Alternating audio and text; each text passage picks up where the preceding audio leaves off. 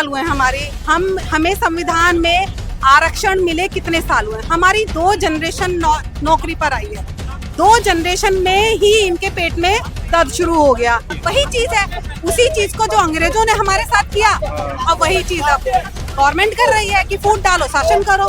भाई हम लोग आपस में ही हम लोगों को लड़ा देंगे, जाटव कम्युनिटी को, अहीर को, और जितने भी जो भी एससी के अंदर जितने हैं।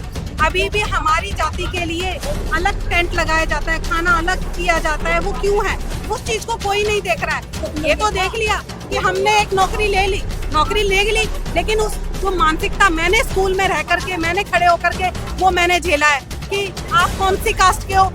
भाई हम अच्छा एससी वाले बच्चे खड़े हो जाओ। तो करने में यहाँ पर आई हूँ जंतर मंतर में कि मैं शांति से विरोध करना चाहती हूँ। जो सुप्रीम कोर्ट ने जो फैसला लिया है मैं उसका खंडन करती हूँ, क्योंकि अभी हमारी जनरेशन अब पढ़ लिख करके आई है नौकरी पर, और अभी इन्होंने उस चीज को क्रीमी लेयर में या हमें हर जाति के रूप में बांटना शुरू कर दिया। किस तरीके से डिवाइड एंड रूल का खेल खेला जा रहा है। डिवाइड एंड रूल, क्योंकि अगर हमारे साथ कुछ होता है तो हमें दुख होता है, क्योंकि हम उस मानसिकता को हम जानते हैं कि हाँ मेरी सहेली, मेरी बहन के साथ क्या हुआ है। अगर यूपी में कुछ होता है किसी दलित महिला के साथ तो मुझे पता है कि हाँ उसके साथ क्या होगा, तो मैं उस पीड़ा को मैं समझ सकती हूँ। लेकिन जब अगर ये क्रीमी लेयर लागू कर देंगे तो मेरे को कोई मतलब नहीं होगा ना, मैं तो उस कैटेगरी से अलग ही हो गई। तो मैं वो यही चाहते हैं कि ये लोग डिवाइड एंड बंटवारा करें, हम लोगों में डिवाइड एंड रूल का खेल खेलें और हम सब अलग अलग हो जाएं, कोई किसी का साथ ना दे और ये अपनी मनमानी करे। यही आप कितने साल हुए हमारे हमें संविधान में आरक्षण मिले कितने साल हुए? हमारी 2 जनरेशन नौकरी पर आई है।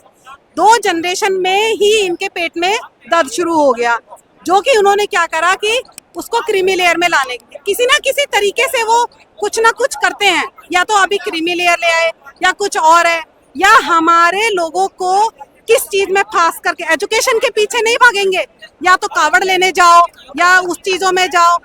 क्या है कि सिर्फ वो हमारे को उसमें उसी में रखना चाहते हैं कि ये लोग पढ़े ना लिखे ना, दबा के रखना चाहते हैं। अगर ये दबा के रखना चाहते हैं, अगर ये पढ़ लिख कर आगे होंगे तो हमने तर्क वितर्क करेंगे, हमारे साथ तर्क वितर्क करेंगे और हमारा काम कौन करेगा?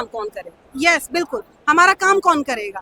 कि जब हम एज एक मैं महिला हूँ, ठीक है ना, मैं समझ सकती हूँ कि अभी क्या हुआ, लेकिन कुछ लोगों को तो अभी भी विलेजेस में जाओ, अभी भी हमारी जाति के लिए अलग टेंट लगाया जाता है, खाना अलग किया जाता है। वो क्यों है?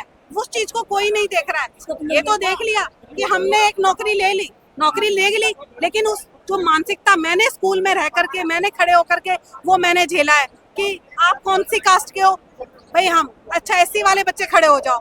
तब मैं छोटी थी, मुझे नहीं पता था उस चीज में क्या है, बचपन का था ना मेरा। तब अब मुझे रियलाइज होता है यार, मैं और बच्चे हंसते थे दूसरे, तो उस चीज को कौन फील करेगा? मैं ही फील कर सकती हूँ, कोई और जाति वाला नहीं फील कर सकता उसको। ये मैंने फील किया है, इसीलिए मैं आज यहाँ पर हूँ। फिर मैं पढ़ी लिखी और पढ़ लिख करके मैं इस जगह पर आई कि मैं अपने पैरों पे खड़ी हो चुकी हूँ, ठीक है। लेकिन मैं अपने और लोगों का समाज का भी उत्थान करना चाहती हूँ कि वो भी उठे। इसका मतलब ये नहीं है कि मैं क्रीमी लेयर में डाल देंगे तभी उनका उत्थान होगा। आप उनको बहुत सारे तरीके हैं ना, आप उनको एजुकेशन तो दो।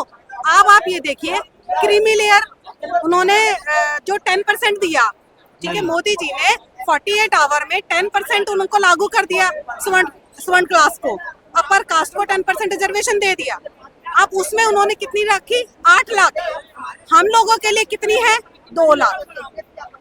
2 लाख वो ये क्या है? हमारा मतलब कि आप कितना भी सर्वे कर लीजिए, कहीं पर भी चले जाइए, गरीब हमारा तबका ही निकलेगा ज्यादा से ज्यादा। इस फैसले से गरीब समाज को भी फायदा होने वाला है ना। पहले तो उनको एजुकेशन तो दे दो, एजुकेशन लेकर के ही तो आएंगे। उनका तो मकसद यही है कि वो ना एजुकेशन ले पाएंगे, वो ना ऊपर उठा पाएंगे। हमने नौकरी ले ली तो हमारे बच्चे आएंगे नहीं, तो उनके लिए तो कंपटीशन खत्म। वो कंपटीशन है ही नहीं, हम तो कंपटीशन से बाहर ही हो गए। वो आ नहीं पाए, हमें दिया नहीं, काम खत्म हो गया उनका। बाकी सीटें कौन भरेंगे? वो अपने लोगों को भर देंगे, जैसे लेटरल एंट्री में किया उन्होंने। आज क्यों उन्होंने मोदी जी ने बोला कि लेटरल एंट्री खत्म कर रहे हैं, उसमें हम आरक्षण देंगे? इतने टाइम से क्यों नहीं बोला? लेटरल एंट्री के 18 के बाद अब जाके उनका फैसला आ रहा है, जबकि 240 सीटें आई है तब। कितने टाइम से जब वो चीज हो रहा है। सीटें कम पड़ी तो उनको एहसास हुआ कि हाँ कि हमें आरक्षण इधर भी लागू करना चाहिए। अभी तो कुछ ऐसे स्टेट है जहाँ पे अभी आरक्षण भी लागू नहीं है। कहीं कुछ जगह है जहाँ पर अभी लोगों को पता ही नहीं है कि वो क्या चीज है, तो उनको कौन जागरूक, ये तो सरकार का काम है ना, सरकार करेगी ना। लोगों को पढ़ाओ लिखाओ, पहले एजुकेशन तो दो। पढ़ाई लिखे जब एजुकेशन ही नहीं देगी तो नौकरी कहाँ से देगी। और ओनली 2% है, आपने प्राइवेटों में कोई रिजर्वेशन दिया?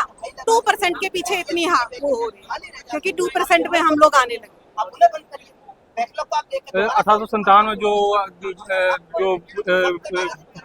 विद्रोह हुआ था, उसके बाद से जो फूट डालो राज करो की राजनीति चल रही है, वही चल रही है, वही चीज है।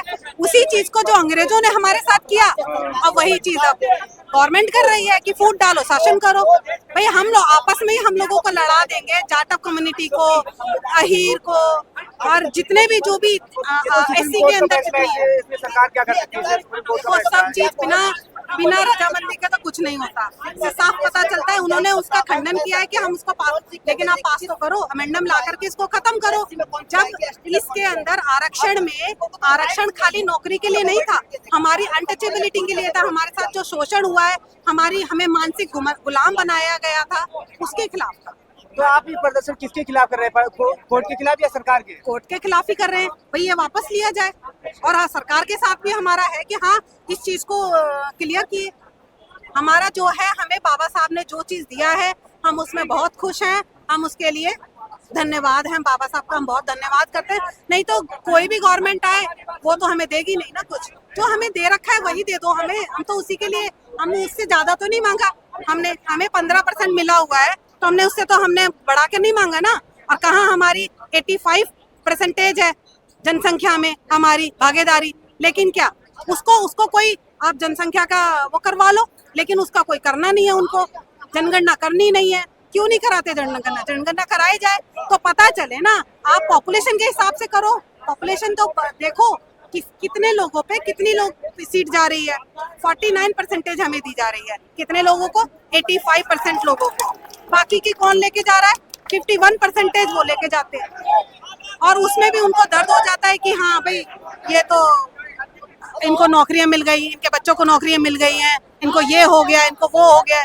तो अब हम उठे हैं, पढ़े हैं, लिखे हैं, अब चीजों को समझेंगे, तर्क वितर्क करेंगे, तभी तो हमें पता चलेगा ना।